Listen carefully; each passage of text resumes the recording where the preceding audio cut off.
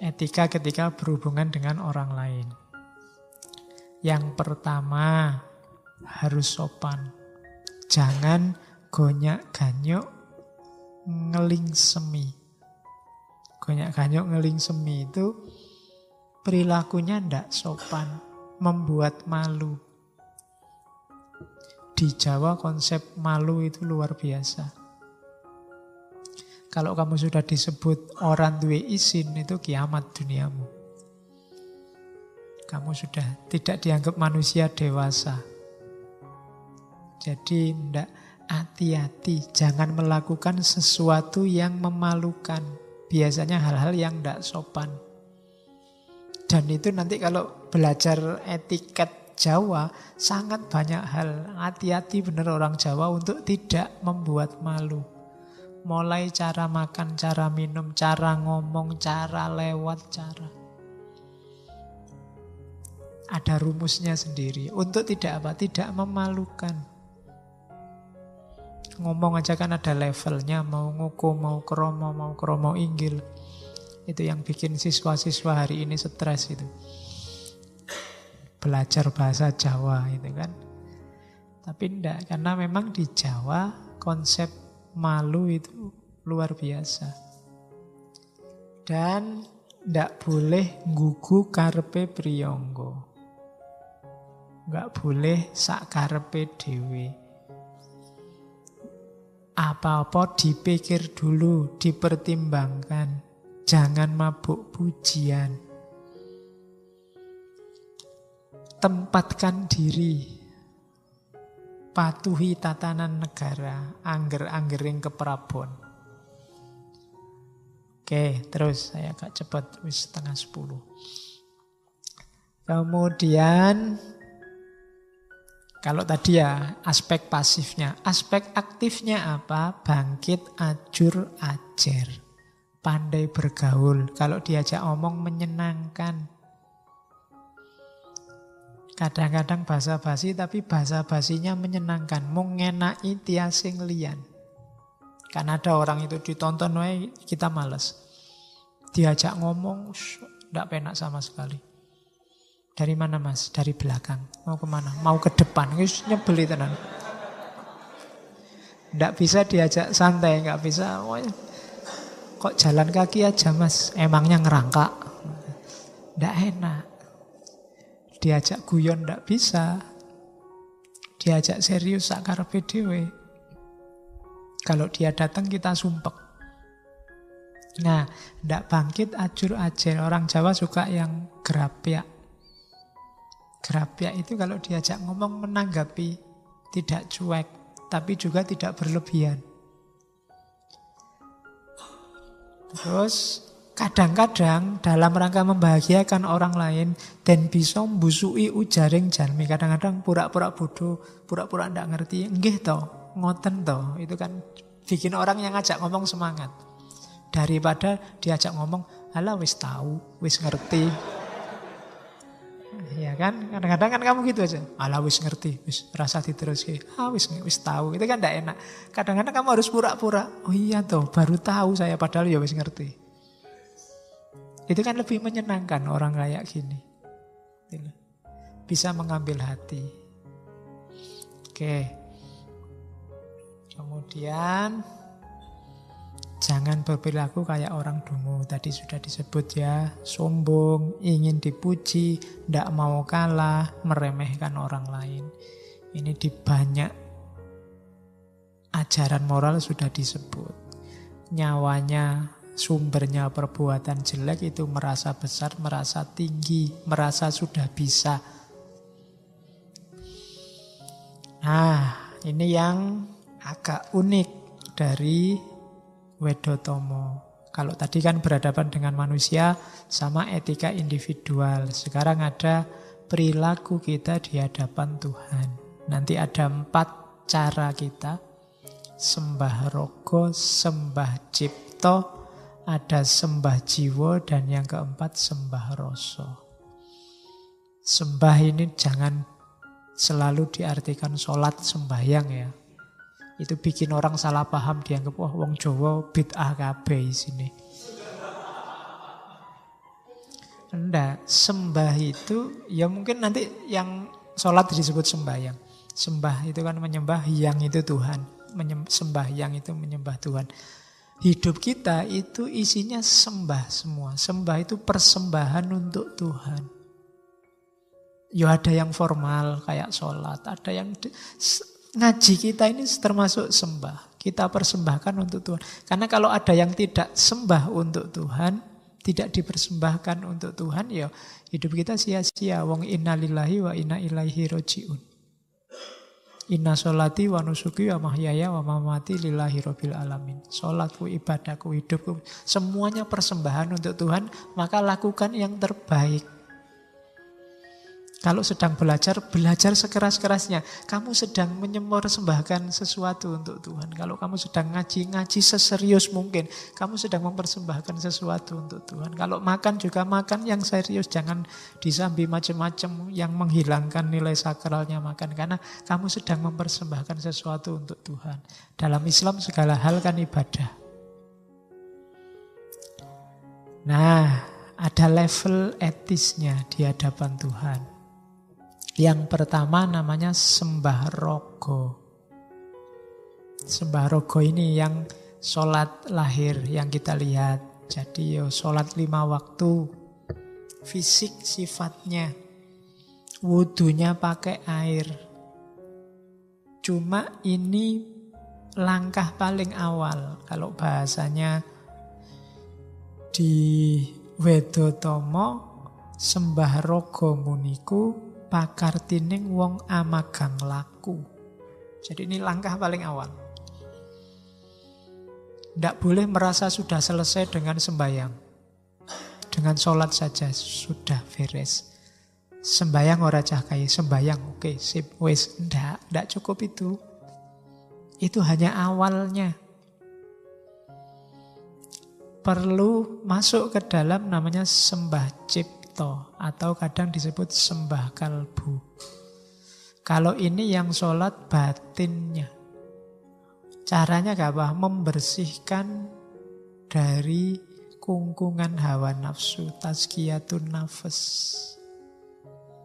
Bersihkan batinmu. Taholli kalau dalam tasawuf. Jadi sembah rogo olah lahirnya. Olah batinnya yang paling awal sembah kalbu. Caranya taholli. Bersihkan jiwamu, bersihkan rohanimu dari maksiat, dari dosa, dari pelanggaran, dari hawa nafsu. Pembersihan diri. Kalau sudah mampu sembah kalbu, orang yang tidak mampu sembah kalbu, sholatnya tidak bisa khusyuk. Sholatnya hanya olahraga. Yoga. Kan koyo yoga sholat itu. Hanya itu dapatnya. Ada yang ketiga, naik kelas sedikit lagi setelah bersih jiwa kita, yang dilakukan apa? Sembah jiwa. Sembah jiwa itu tahalli. Meletakkan dalam diri kita hal-hal yang baik. Ya termasuk meletakkan Allah, meletakkan segala kebaikan moral dalam diri kita. Orangnya harus iling waspodo. Orientasinya hanya pada Allah. Setiap detak jantung dan desah nafasnya adalah zikir. Hanya Allah saja yang ada dalam hidupnya. Itu sembah jiwa. Jiwa lebih dalam dibandingkan kalbu. Kemarin di Ibnu Miskaweh, kan lapisan luar mental itu kan yang kalbu itu, terus masuk lagi ada ruh. Jiwa itu kan bahasa Arabnya ruh. Jadi menghidupkan lagi rohanimu dengan Allah setelah tadi terhalangi oleh nafsu. Sembah jiwa. Kalau sudah bisa sembah jiwa, sudah bisa hidupmu isinya sepenuhnya, orientasinya hanya Allah saja. Tahalli ada level keempat, tajalli. sembah rasa. Ini mirip makrifat kalau dalam tasawuf. Kamu akan menemukan hakikat. Kamu akan menyadari rahasia terdalam hidup ini. Dan kalau sudah nyampe sembah rasa, itu kamu sudah nyambung langsung sama Allah. Mursyidmu juga sudah tidak ikut-ikut lagi. Jadi itu level paling tinggi. Step-step, makom-makom yang harus dilalui oleh seorang manusia dalam rangka ilaihi roji'un. Kalau sudah sembah rasa, kamu sudah ketemu. Sudah ketemu sudah ketemu Allah. Jadi rogo, kalbu, kemudian jiwa, dan yang keempat rasa. Jadi totalitas hidup kita isinya hanya Allah. Itu etika di hadapan Tuhan. Nah, Mangkunegara mengkritik keberagamaan yang formalistik. Formalistik itu ya tadi hanya raganya saja.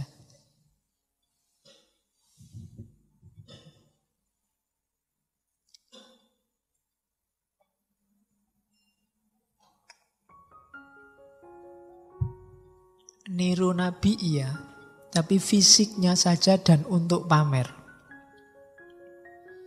Katanya Mangkunegara manulat nelat Nabi, saben sebo mampir masjid.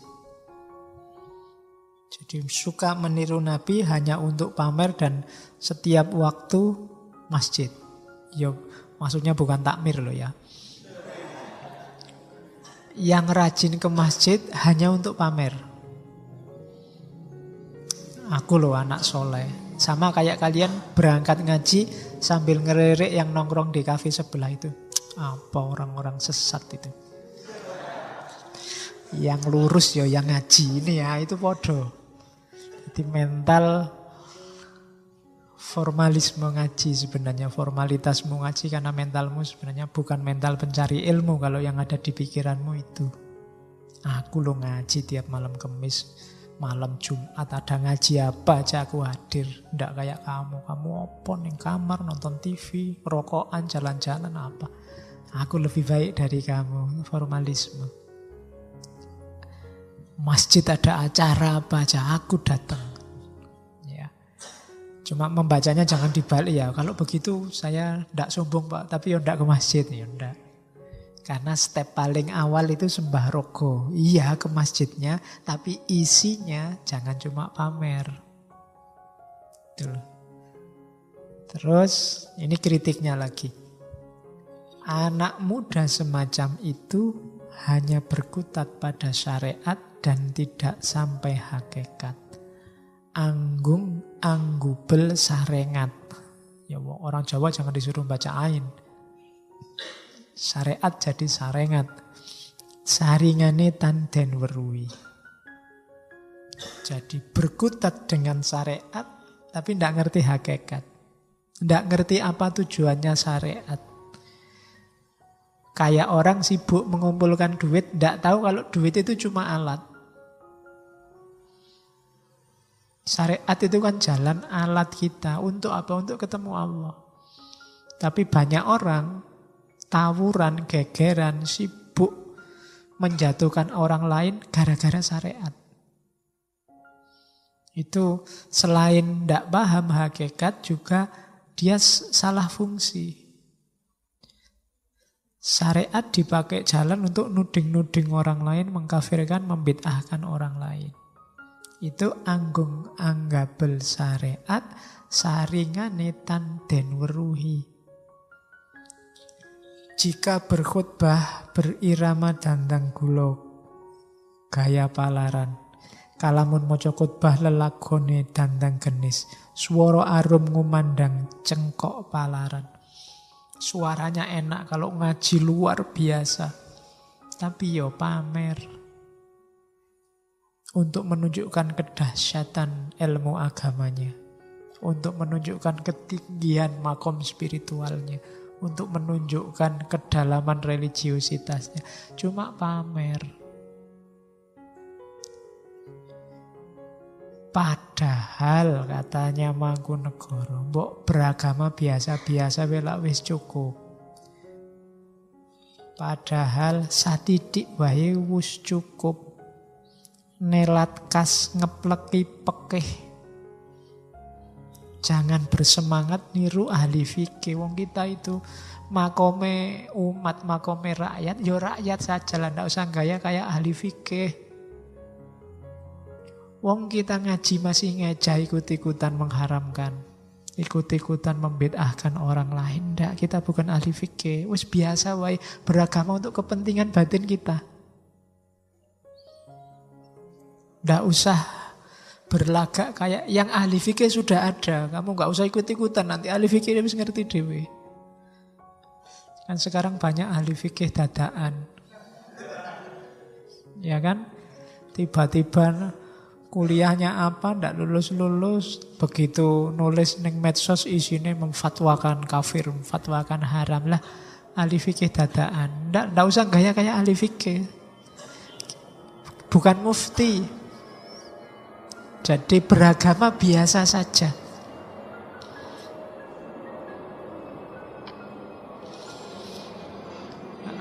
Satitik bae wis cukup. Ngerti cara sholat yang benar, ngaji yang benar, puasa yang benar, yang praktis untuk kebutuhan beragama kita, mendekat kita ke Allah, sudah. Ndak usah gaya jadi ahli fikih. Ndak usah gaya tiba-tiba beli kitab kuning fikih ala Madhaibul Arba'ah. Wong ngaji wae ra iso. Ya kan? Yang ahli fikih sudah ada jatahnya. Itu kritiknya Mangkunegara pada cara beragama yang formalistik. Dia ngeritik lagi. Ini istilah juga sering dipakai. Durung pecus keselak besus. Amaknani rapal kaya Sayyid saka Mesir. Belum mampu tapi berani. Jadi durung pecus keselak besus itu. Masih belum bisa kok kemendel. Kemendel itu apa ya bahasa Indonesia? Kendel itu berani. Kalau kemendel itu nekat. Ya sejenis itulah. Jadi belum pecus keselak besus. Amaknani rapal koyok Sayyid saka Mesir. Wah, berani-beraninya memaknai kalimat-kalimat, memaknai nas koyok syekh dari Mesir aja. Padahal ya ndak ngerti apa-apa. Itu namanya belum pecus keselak besus. Ya nanti kalau di medsos, di Facebook ada orang kayak gini, kamu kasih komentar di komennya. Belum pecus keselak besus. Wong urung mampu aja kok. Gayane kayak pinter-pinter loh.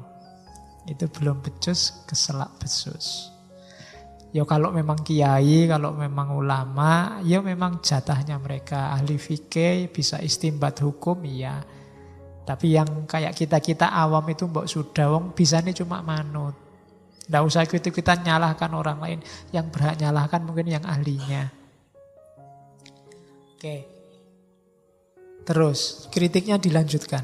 Elok jawane den mohi peksa langkah ngangkah met kawruh ing Mekah. Aneh, tidak suka kejawaannya memaksa diri mencari pengetahuan di Mekah. Tidak paham jati dirinya, tapi menggali pengetahuan jauh. Sampai ke Mekah segala. Padahal inti pengetahuan yang dicari itu ada pada diri sendiri. Katanya Mangkunegara, asal mau berikhtiar, di sana dan di sini tidak berbeda. Tidak jaminan yang belajar di Mekah itu terus lebih baik.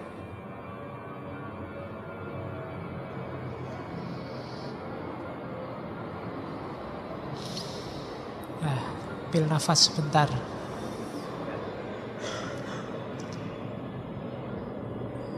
Jadi ndak jaminan, ndak harus ke Mekah. Wong Jawa wae ra ngerti kok. Apa neh Mekah itu kan bahasa kasar ngono. Kok enggak ya? Daripada mendalami agama, Ini untuk kita ya, bukan untuk elit yang memang sudah santri, makomnya ahli fikih. Untuk kita, tidak usah gaya. Daripada mendalami agama, lebih baik nyari nafkah ngupo bogo. Jadi berhubung ditakdirkan sebagai orang lemah, ya lebih baik mengabdi raja tadi PNS, bertani atau berdagang, suwiting noto, tani, tanapi, agrami. Sudahlah untuk kita, ayo diurusi urusan kita yang wajib-wajib buat kita. Yang mahasiswa yo sinau belajar, yang tani yo bertani, yang dagang yo dagango. Nggak usah melu-melu diskusi yang di luar jangkauan kita. Ya meskipun kemudian di kalimat akhir Mangkunegara merendah, mungkin khawatir dimarahi kiai-kiai. Padune wong dahat cubluk durung weruh cara Arab. Saya ngomong gini ini karena saya itu bodoh, ndak ngerti agama, belum tahu cara hidup orang Arab. Ini merendah sekaligus nyindir. Jadi ya yo sepurane mohon maaf saya ngomong kayak gini. Wong saya itu orang bodoh, ndak ngerti kayak gimana sih Arab itu. Kan orang-orang sekarang suka yang ke Arab-Araban. Nah, makanya dia sebenarnya nggak sekarang, dulu juga begitu, nggak tahu kalau sekarang. Jadi padune wong dahat cupluk durung weruh cara Arab. Kalimat-kalimat Jawa ini bisa kamu ambil untuk komen di statusmu. Oke, nah ada contoh ideal. Ini sebenarnya ada di bait-bait awal, saya taruh di belakang. Contoh ideal yang disarankan oleh Mangkunegara itu Panembahan Senopati yang mendirikan Mataram, yang sebenarnya statusnya adalah anak angkatnya Hadiwijaya Joko Tingkir. Cuma karena dia tekun di jalan ilmu, tekun melakukan suluk, tekun tirakat, akhirnya tinemu, ketemu dan dapat wahyu ke Prabon sampai jadi raja. Jadi dia adalah model laku utomo. Panembahan Senopati itu dikenal kuat menekan hawa nafsu. Kapati Amarsudi sudoning hawa lan nafsu. Suka bertapa. Nanti kalau yang baca sejarahnya dia melakukan laku macam-macam. Dia pernah Topongeli itu menghanyutkan diri di sungai sampai pantai selatan di Kali Opak. Jadi semedinya gitu. Pernah di satu waktu ngelakoni 3 tirakat sekaligus. Yo ngalong, yo ngidang, yo kungkum. Jadi dia ada pohon di atas sungai, dia gantung di situ, kepalanya di bawah, kungkum sekalian di sungainya. 3 hari 3 malam. Ceritanya begitu. Itu tirakatnya khas Jawa, puasa-puasanya. Ya beberapa ceritanya sifatnya simbolik. Tapi memang Panembahan Senopati dikenal suka tirakat. Ya rumusnya kayak di awal tadi, siapa yang suka tirakat menjalani laku, ya ketemu ilmu dan manfaatnya. Sekaligus karomah-karomahnya yang diperoleh dari ilmu. Kalau sedang tidak tirakat, Panembahan Senopati itu suka membahagiakan orang lain, membuat senang orang lain. Makanya disukai banyak orang, dicintai banyak orang. Kalau sedang tidak ada kesibukan sebagai raja, dia berkelana, mencari ilham. Dia lebih suka ketenangan, ketentraman hati. Suka prihatin, kuat mengurangi makan dan tidur. Padahal sebagai raja gampang, dia pingin seneng-seneng, pingin kawin berapapun bisa, pingin makan seenak apapun bisa, pingin tidur seneng-seneng juga bisa. Tapi enggak, dia lebih milih tirakat, lebih suka berkelana, nyepi. Tujuannya apa? Kehalusan budi, mesuh reh kasudarman. Jadi semua yang dijelaskan di depan tadi itu derivasi dari ideal seorang Panembahan Senopati yang mendirikan Mataram. Terus, akhirnya demikianlah ilmu yang nyata mengkono ilmu kang nyoto. Sanyatane mung reseping ati, senyatanya memberikan ketenangan hati. Bunga engaran cupluk tetap senang dikatakan bodoh. Sugeng tias yen den ino, tetap gembira bila dihina. Tidak seperti si dungu yang selalu sombong, ingin dipuji setiap hari. Janganlah seperti itu orang hidup. Jadi inilah ilmu kasunyatan, ilmu nyoto. Bukan ilmu yang jauh dari jangkauan, tapi juga tidak mengikuti realitas apa adanya. Ada ideal-ideal yang ditetapkan. Nasihat terakhir dari Wedotomo. Oleh karena itu, rajinlah anak-anakku, belajarlah menajamkan perasaan. Siang malam berusahalah selalu menghancurkan nafsu pribadi agar menjadi orang yang utama atau baik. Asahlah di alam sepi. Jangan berhenti selamanya. Apabila sudah terlihat, sudah sampai tujuan, tajamnya luar biasa. Dapat untuk mengiris gunung penghalang. Lenyap semua penghalangnya budi. Jadi dari Wedotomo kita belajar bahwa jalannya moralitas itu ilmu. Dan jalannya ilmu itu laku. Termasuk dalam hubungan moralitas kita dengan manusia yang lain, moralitas individual, kualitas diri kita, dan juga moralitas kita saat berhubungan dengan Tuhan. Mulai tadi ada sembah rogo, sembah kalbu, sembah jiwa, sembah rasa. Dan jangan terjebak oleh yang lahiriah, termasuk agama. Jangan ketipu hanya dengan lihat orang rajin sholat, rajin puasa. Karena kuncinya semuanya masuk ke arah dalam, ke arah batin. Itulah yang diinginkan oleh para leluhur kita di Indonesia. Semoga kita tidak jatuh di lubang yang sama. Karena Mangkunegoro ngomong seperti ini, zaman itu pasti ada fenomena-fenomena yang membuat beliau nulis semacam ini. Kalau hari ini yang beliau utarakan kok masih banyak yang relevan, jangan-jangan kita memang bolak-balik jatuh ke lubang yang sama.